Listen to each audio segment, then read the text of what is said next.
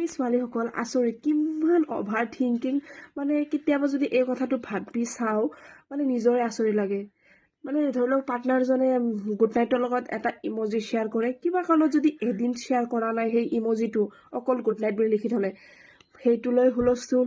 ধৰি লওক সদায় কিবা এটা কথা কয় তেওঁ, এদিন কোৱা নাই সেইটোলৈ হুলস্থুল।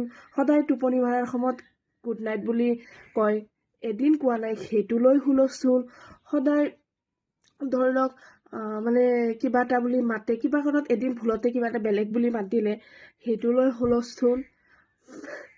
আৰু এটা কথা, ধৰি লওক পাৰ্টনাৰজনে 9টা বজাত ফোন কৰিম বুলি কৈছিল, কিন্তু তেওঁৰ কিবা কাৰণত 9টাৰ পৰা 9:30 বাজিলে, সেইটোলৈ হুলস্থুল। মানে আচৰিত, মানে কেনেকুৱা মানে অভাৰ থিংকিং ছোৱালীসকল। সঁচাকৈ কেতিয়াবা যদি নিজে এই কথাটো ৰিয়েলাইজ কৰোঁ আচৰিত লাগে, কিন্তু যে এনেকুৱা ছোৱালীবিলাক যিবিলাক ল'ৰাই পাইছে কেনেকৈ হেণ্ডেল কৰে বাৰু এই ছোৱালীসকলক। পিছে ময়ো এনেকুৱাই দেই।